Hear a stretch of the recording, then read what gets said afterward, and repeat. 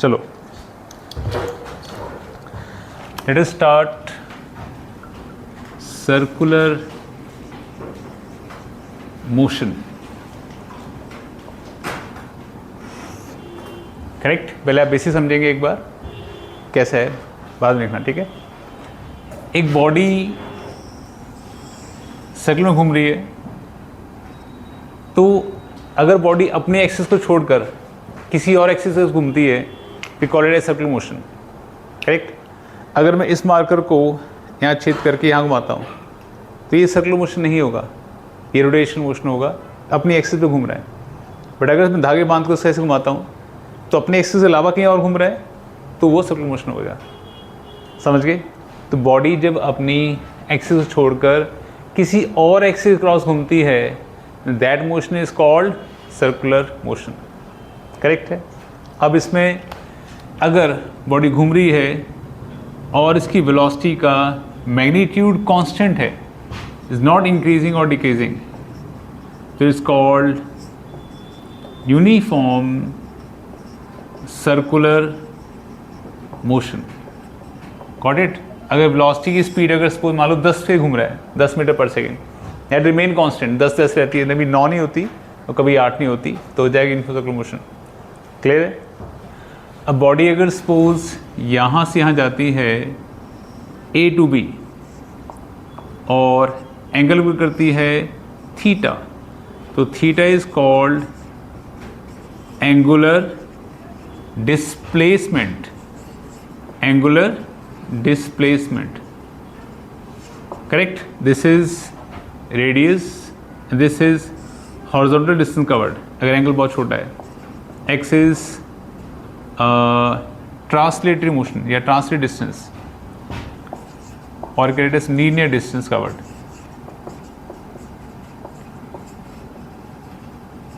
And r is the radius. Correct? अब सब जानते हैं कि rate of change of linear displacement is linear velocity. In the same way, rate of change of angular displacement is called angular velocity. Angular velocity. समझ गए? Rate of change of angular displacement is angular velocity and rate of change in linear displacement is linear velocity. इसकी units metre पर second, इसकी units radian पर second. Correct है? अब एक body जो पूरा सर्कल कंप्लीट करती है यहाँ से लेके यहाँ तक, तो in that case the total angle covered is 2 pi in radian and time taken is t, time period. Correct? तो time period t is time period. So what is time period? Time taken to complete one cycle. समझ गए? इधर समझा गया? And 1 by time period is called frequency. Frequency ऐसे units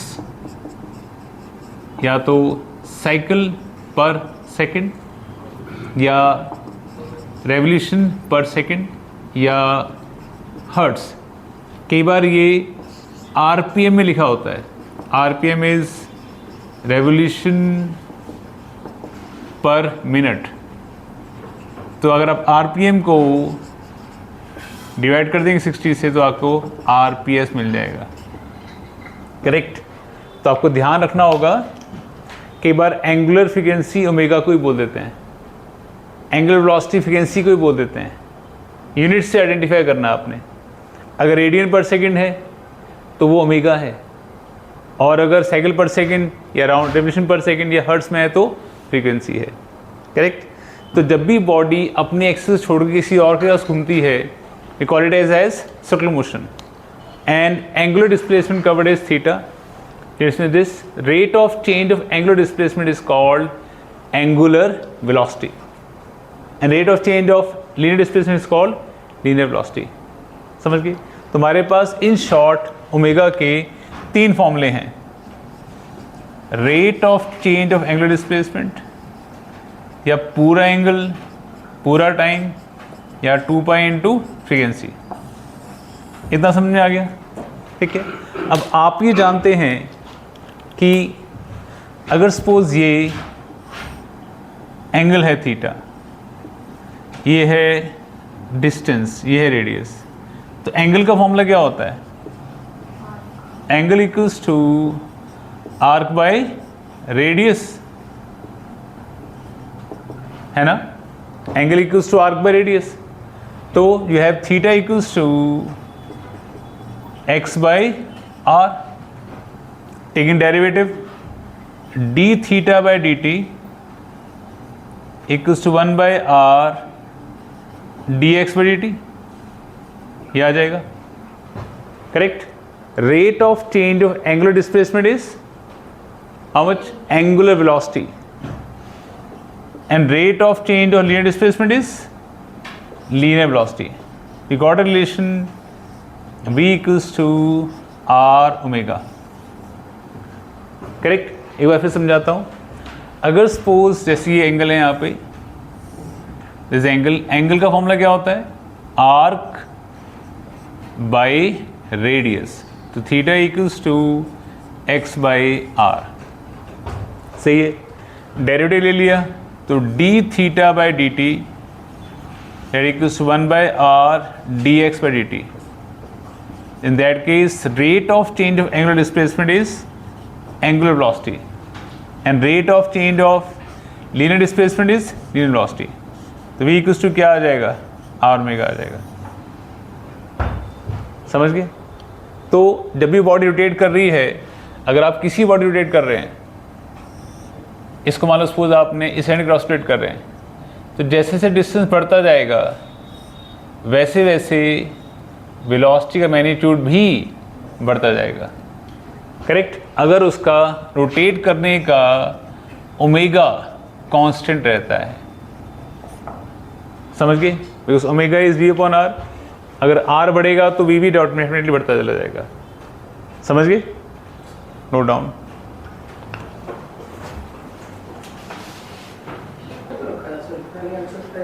okay. आगे देखो. Next is, अब सर्कुलर मोशन में बॉडी जब भी घूम रही है तो velocity is always tangentially outward, isn't it? अगर आप इसमें सर्कुलर मोशन में भी हैं तो वेलोसिटी हमेशा टेंजेंशियली आउटवर्ड है. करेक्ट है. अगर वेलोसिटी का मैग्नीट्यूड कांस्टेंट भी है, स्टिल अगर इसका मैग्नीट्यूड हमारा कांस्टेंट भी है, तब भी डायरेक्शन तो चेंज हो रहा है. करेक्ट. डायरेक्शन चेंज मतलब वेलोसिटी चेंज हो रही है. It means uniform circular motion में भी बॉडी एक्सेलरेट करेगी. क्या करेगी? क्यों? डायरेक्शन चेंज कर रही है. करेक्ट है.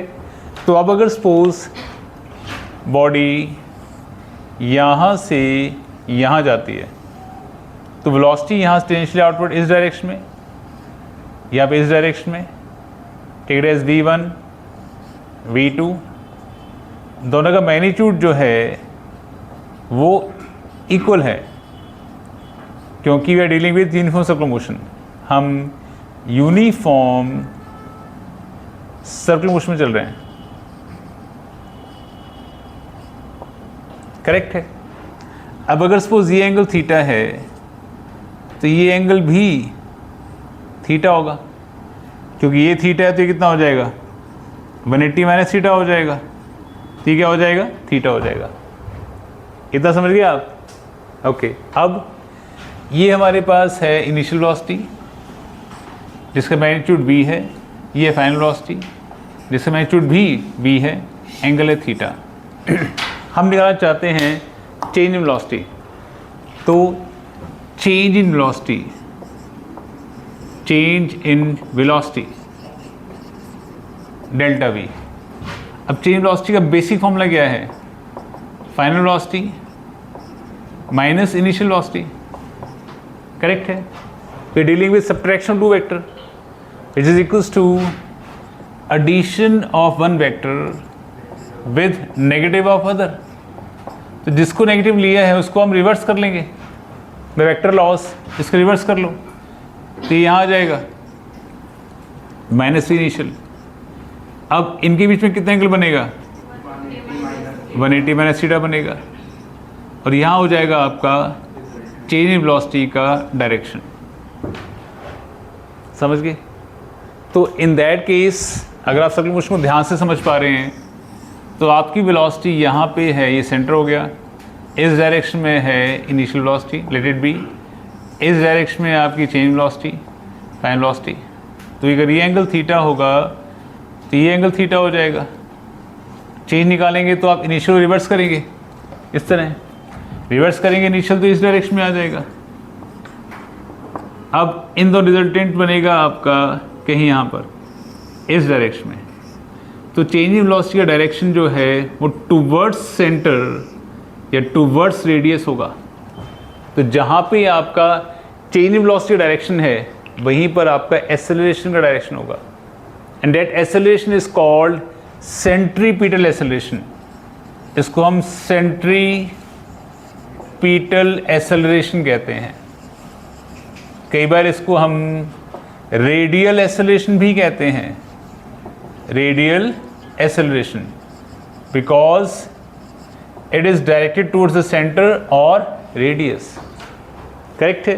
तो सेंट्रीपिटल एक्सेलरेशन है क्या? Basically it is the acceleration, it is the acceleration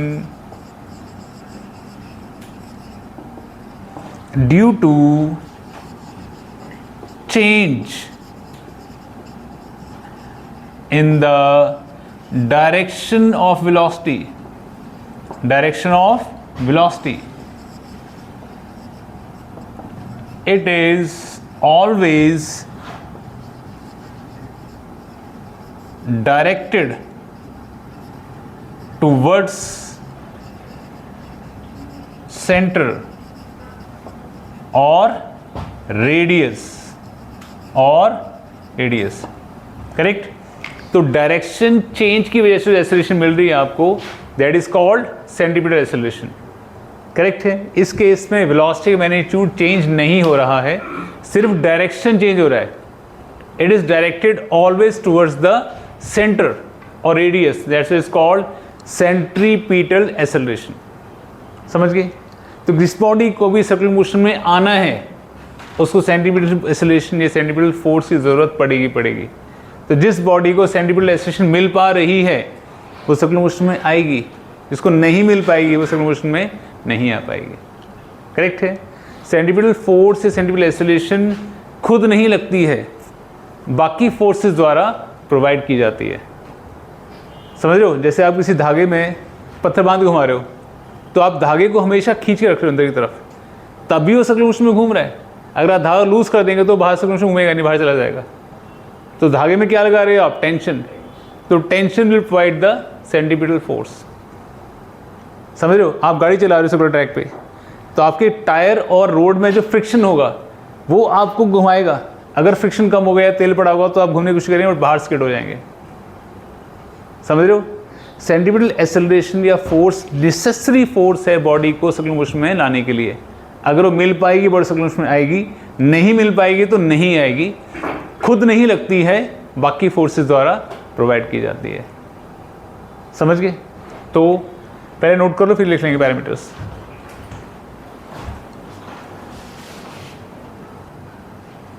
okay, की पॉइंट्स क्या हैं उसके सेंट्रीपिटल एक्सेलरेशन के? सेंट्रीपिटल और radial acceleration is the acceleration due to change in the direction of velocity. Direction of velocity. Velocity का magnitude नहीं, direction change होने की वजह से लगेगी. Next, it is directed always towards center or radius. Correct?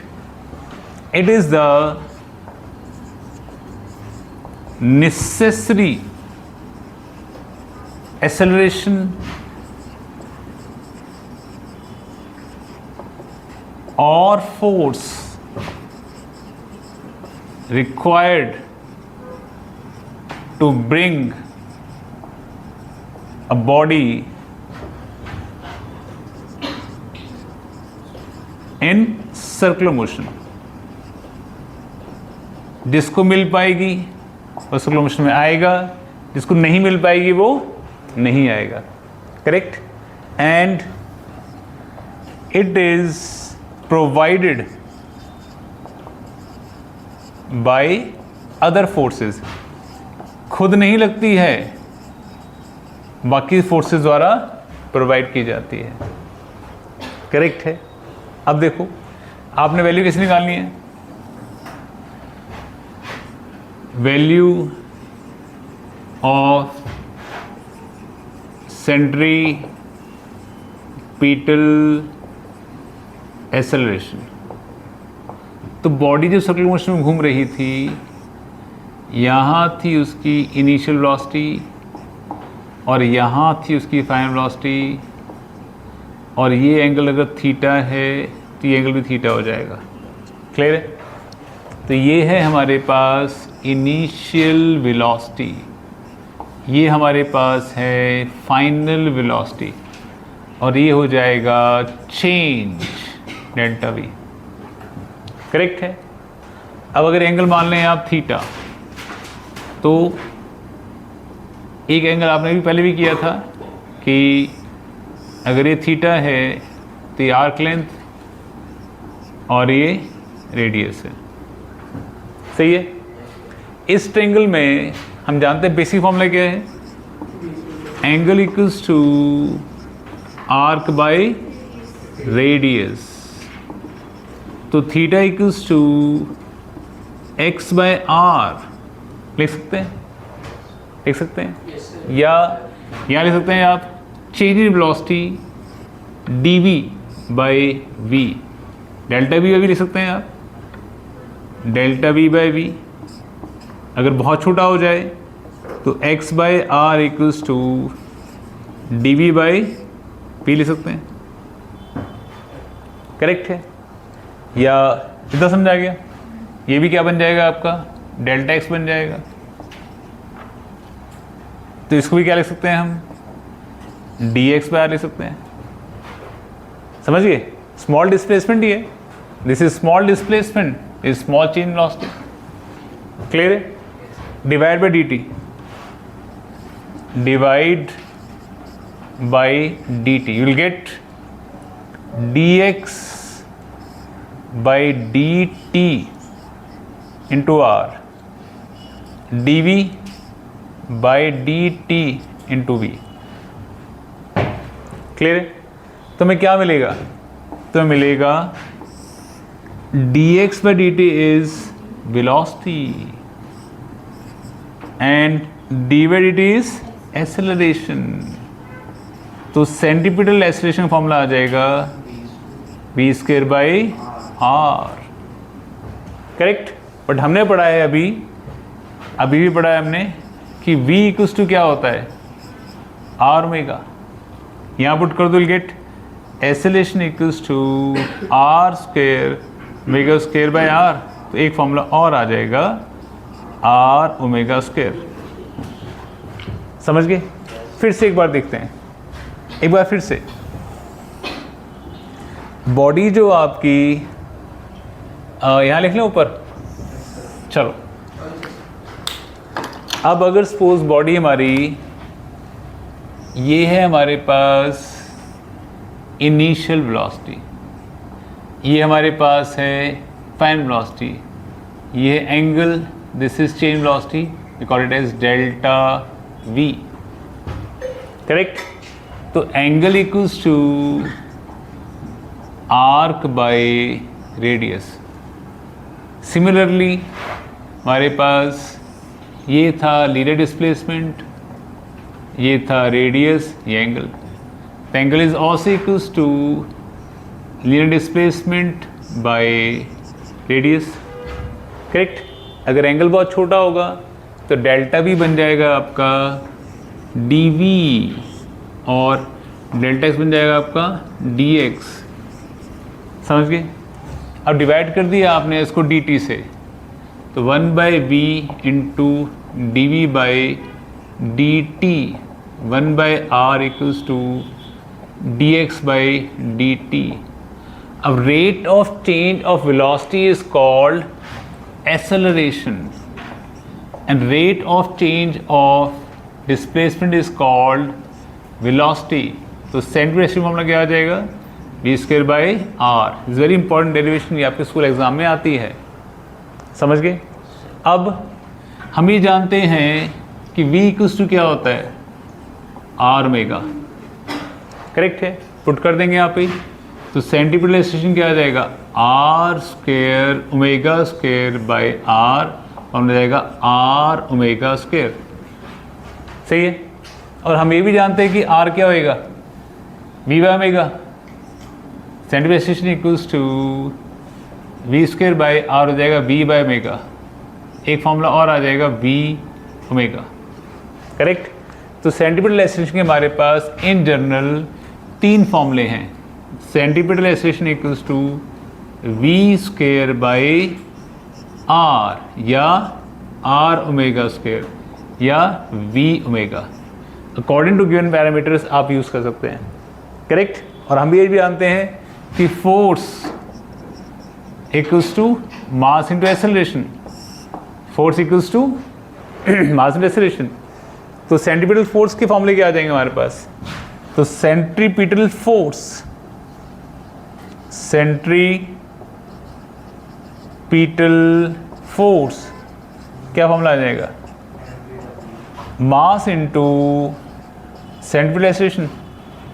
एक formula आएगा m v square by r, एक आएगा एम आर ओमेगा स्क्वायर, एक आएगा एम वी ओमेगा, करेक्ट है। बार बार समझा रहा हूँ, जिस सर्कुलर मोशन में वेलोसिटी का मैग्नीट्यूड चेंज नहीं होता, that is called uniform circular motion, correct है। पहले रिलेशन ड्राइव किया, v equals to r omega. Omega के फॉर्मूला क्या थे हमारे पास, ओमेगा के हमारे पास फॉर्मूला थे d theta by d t, या पूरा एंगल पूरा टाइम, या 2 बाई इंटू फ्रीक्वेंसी, या v बाई आर, करेक्ट। तो जब बॉडी आपकी यूनिफॉर्म सर्कुलर मोशन में है तो हर इंस्टेंट पे वेलोसिटी का डायरेक्शन टेंजेंशियली आउटवर्ड था, टेंजेंशियली आउटवर्ड था। तो डायरेक्शन चेंज की वजह से जो एक्सेलरेशन आ रही है, that acceleration is called centripetal acceleration, correct है। It is always directed towards the centre, और it is also called radial because along the radius. तो उसकी वैल्यू हमारे पास निकाली आई हमने, that is v square by r, या आर ओमेगा स्क्वायर, या v omega, correct. Centripetal acceleration खुद नहीं लगती है, बाकी फोर्सेस द्वारा प्रोवाइड की जाती है, करेक्ट। तो फोर्स का फॉर्मूला क्या आ जाएगा, मास एक्सेलरेशन, 3 फॉर्मूले ड्राइव कर लिए। इतना क्लियर है, just note down.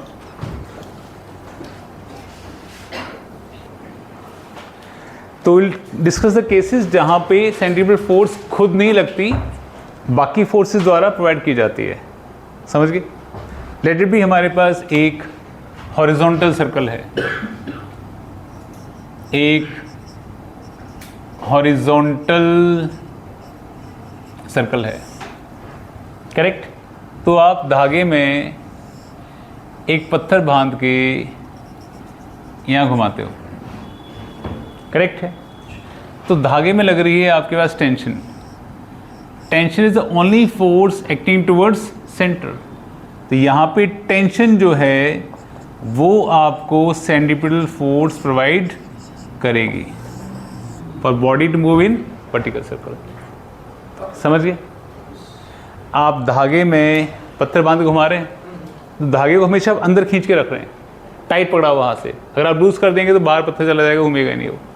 In that case tension जो स्ट्रिंग में लग रही है टुवर्ड सेंटर वो आपको सेंट्रल फोर्स देने की कोशिश कर रही है, तो आप सर्कुलर मोशन में आ रहे हैं, अदरवाइज नहीं आ पाएंगे। समझ गए? डन। अब अगर सपोज मान लीजिए आप एक बॉडी को कॉनिकल सर्कल में घुमा रहे हो, कॉनिकल सर्कल में घुमा रहे हो, कॉनिकल सर्कल में घुमा रहे हो, तो ऐसे घुमा रहे हो, करेक्ट है? तो इन दैट केस यहाँ है आपका ब्लॉक, नीचे लग रहा होगा आपका वेट, धागे में लगेगी आपकी टेंशन। अगर ये एंगल थीटा है तो ये एंगल थीटा होगा, है ना? तो थीटा के साथ वाला कॉम्पोनेंट क्या हो जाएगा? T cos theta. T sine theta is worst it is acting towards centre. तो यहाँ पे टी साइन थीटा जो है आपको सेंट्रीपिटल फोर्स mv²/r प्रोवाइड करेंगे। समझ गए? अगर मान लीजिए सपोज आप एक सिलेंडर के अंदर खड़े हैं यहाँ पे, ठीक है जी, ठीक है, अब यहाँ खड़े हैं, पीठ लगाए खड़े हैं अपनी आप, ठीक है। आप सिलेंडर को एक पर्टिकुलर एंगुलर वेलोसिटी से घुमा रहे हैं, करेक्ट। तो सरफेस के साथ अगर पीठ लगाए खड़े हैं तो सरफेस आपको क्या देगा? नॉर्मल रिएक्शन देगा, correct. Normal reaction of surface on which body is placed always acts perpendicular to surface. तो जहां सरफेस के परपेंडिकुलर लेने की कोशिश करेगा, यहाँ देगा तो नॉर्मल रिएक्शन अंदर लग रहा है, तो normal reaction the only force acting towards centre. तो यह नॉर्मल रिएक्शन क्या देगा आपको? सेंट्रीपिटल फोर्स देगा, mv²/r या mr ओमेगा²। Choice of formula depends on given parameters. समझ गए? समझ गए? आप मान लीजिए सपोज ऐसे किसी पाथ में जा रहे हैं, ऐसे पाथ में जा रहे हैं और बॉडी यहाँ पड़ी हुई है, बॉडी का मास m है, सही है। वेट का लगेगा गीत नीचे, सरफेस क्या देगा? ऊपर, नॉर्मल एक्शन। अगर बॉडी को सर्कुलर मोशन में घूमना है तो उसको नेट इनवर्ड फोर्स चाहिए होगी कि सर्कुलर मोशन तो इस डायरेक्शन में होएगा। वो कब होएगी? जब mg नॉर्मल एक्शन से बड़ा होगा। अगर mg नॉर्मल एक्शन के इक्वल हुआ तो नेट फोर्स हो जाएगी 0, बॉडी सर्कुलर में घूम नहीं पाएगी, यहीं से बाहर उड़ जाएगी, करेक्ट। और अगर सपोज नॉर्मल एक्शन mg से बड़ा हुआ तो ऊपर उड़ जाएगी। अगर mg नॉर्मल एक्शन से बड़ा होगा तभी नेट इनवर्ड फोर्स आएगी, तभी बॉडी सर्कुलर मोशन में घूम पाएगी। तो नेसेसरी कंडीशन क्या हो जाएगी? mg minus normal action equals to mr omega mv²/r depends upon the given parameters. r is radius of path, ठीक है। मान लो सपोज आप इस पाथ में जा रहे हो, इस कहीं पाथ में जा रहे हो, ऐसे ऐसे रास्ता जा रहे हो आप, तो बॉडी आपकी यहाँ रखी है, वेट कहाँ लगेगा बॉडी का? नीचे। सरफेस क्या देगा? Normal action. अगर बॉडी को सर्कुलर मोशन में जाना है तो नॉर्मल एक्शन वेट से बड़ा होना चाहिए, तभी नेट इनवर्ड फोर्स मिलेगी, तभी बॉडी सर्कुलर मोशन में आ पाएगी। तो नेसेसरी कंडीशन क्या हो जाएगी? Normal reaction minus mg equals to mv²/r। तो हमने जाना कि सेंट्रीपिटल फोर्स खुद नहीं लगती, बाकी फोर्सेस द्वारा प्रोवाइड की जाती है। नेसेसरी सेंट्रीपिटल फोर्स मिलेगी तो बॉडी सर्कुलर मोशन में आएगी, नहीं मिलेगी तो सर्कुलर मोशन में नहीं आ पाएगी, छोड़ के बाहर चली जाएगी। समझ गए? Note down.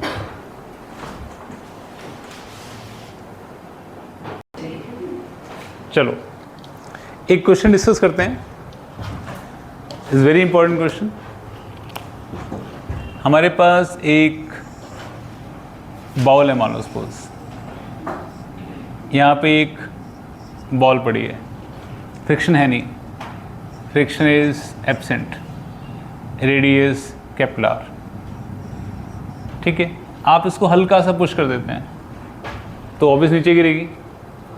तो क्या ये पॉसिबिलिटी कि इसके साथ यहाँ से चुपक के यहाँ गिरेगी ऐसे करके, या ये पॉसिबिलिटी कहीं यहाँ साथ चलने के साथ साथ उसके बाद ऐसे गिर जाएगी? कौन सी पॉसिबिलिटी है? हाँ, वक्त आने पर हर बॉडी साथ छोड़ देती है, तो यहाँ पे ये साथ छोड़ देगी, इसका साथ यहीं तक था। सही है, ऐसे होता है ना।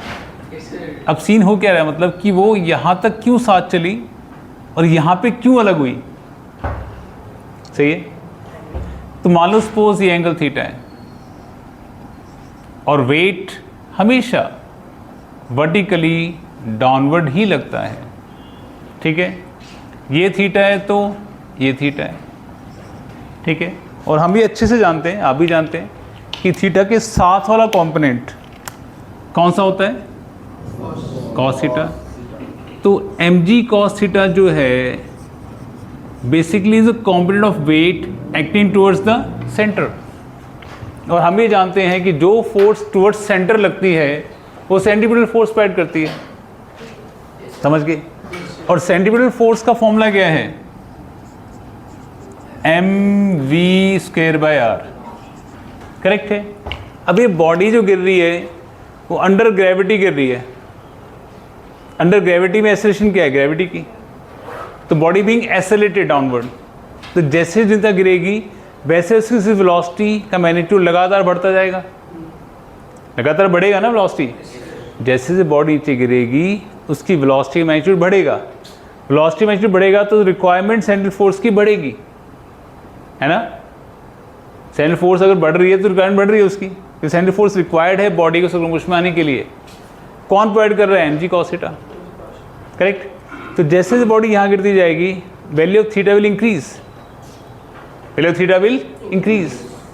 तो mg cos थीटा की वैल्यू घटना शुरू हो जाएगी। थीटा कॉस की 0 में होती है मैक्सिमम वैल्यू 1, cos 90 इज 0। तो थीटा जब आपका 0 से 90 तरफ बढ़ता है तो कॉस की वैल्यू घटती है। करेक्ट। तो जब आपका थीटा बढ़ेगा यहाँ से यहाँ तक तो कॉस की वैल्यू घटेगी, मतलब जो कंपोनेंट सेंट्रल फोर्स प्रोवाइड कर रहा है वो लगातार कमज़ोर होता जा रहा है, जबकि उसकी ज़रूरत लगातार बढ़ रही है। समझ रहे हो? जैसे बच्चे बड़े हो रहे हैं तो बच्चों की ज़रूरतें बढ़ रही हैं, पेरेंट्स लगातार बूढ़े होते जा रहे हैं, उनकी कैपेसिटी आपकी ज़रूरत पूरी करने की लगातार घट रही है। तो एक टाइम ऐसे आएगा कि जहाँ बैलेंस कर देगा, जितनी ज़रूरत नहीं मिल रही है उसके नेक्स्ट जनरेशन पे ज़रूरत पूरी नहीं कर पाएंगे, तब आप बाहर हो जाएंगे, बाहर के वर्ल्ड में चले जाएंगे, मतलब समझ रहे। तो यहाँ पे आके इस पर्टिकुलर एंगल पे आके central force mg cos theta नहीं प्रोवाइड कर पाएगा। करेक्ट, नहीं प्रोवाइड कर पाएगा तो वो अपने रास्ते वहीं से अलग हो जाएगा। समझ गए? जैसे जैसे बॉडी सर्कुलर मोशन में गिर रही है उसकी वेलोसिटी बढ़ रही है, रिक्वायरमेंट फॉर सेंट्रल फोर्स बढ़ रही है, उसको mg cos थीटा जो प्रोवाइड कर रहा था वो घटता जा रहा है। एक इंस्टेंट ऐसे आएगा कि जहाँ जस्ट बैलेंस करेगा उसके नेक्स्ट वेरी इंस्टेंट पे उसको बैलेंस नहीं कर पाएगा, तो वहाँ बॉडी जो है सर्कुलर मोशन छोड़कर बाहर चली जाएगी। करेक्ट। तो हमें निकालना होता है कि ऐसा वो किस हाइट पे करेगा, ऐसा वो किस हाइट पे करेगा। मान लीजिए वो ऐसा h हाइट पे करेगा। समझे? समझ गए? अब ये है रेडियस, ये पूरा रेडियस है, ये भी रेडियस है, ये हाइट है, तो ये क्या हो जाएगा? ये है थीटा। तो कॉस थीटा क्या हो जाएगा? Base by hypotenuse. तो आर कॉस थीटा क्या हो जाएगा? R minus H. एच क्या आ जाएगा? R minus r cos theta. तो एच आ जाएगा आर 1 माइनस कॉस थीटा। ये आ गया। अब वेलोसिटी जो है अंडर ग्रेविटी गिरी है एच, तो v² minus u² equals to 2gh। तो बॉडी की जो वेलोसिटी हो जाएगी 2gh की value r 1 minus cos theta. Correct. और इस पॉइंट पर, पर्टिकुलर इस पॉइंट पर एट पॉइंट P, जो mg cos थीटा है वो जस्ट सेंट्रीफ्यूगल फोर्स को बैलेंस करेगा और नेक्स्ट इंस्टेंट पे नहीं कर पाएगा, ठीक है। तो mg cos theta mg cos theta equals to mv square by r, सही है। तो यहाँ से ये कैंसल आउट हो जाएगा, will have r g cos theta equals to v square value put कर दो, value v square which is r is capital, basically capital r, radius capital r लिया हुआ हमने, यहाँ भी capital r, v square put कर लो which is r g cos theta v square is 2gr 1 minus cos theta, cancel out, cos theta equals to 2 minus 2 cos theta और 3 cos theta equals to 2 और cos theta equals to 2/3। हमें height निकालनी है, ये value put कर दो, इस value यहाँ पुट कर दो, that equals to r 1 minus 2/3, solve करके आ जाएगा r/3। A very important question, very important question, ठीक है, नोट डाउन।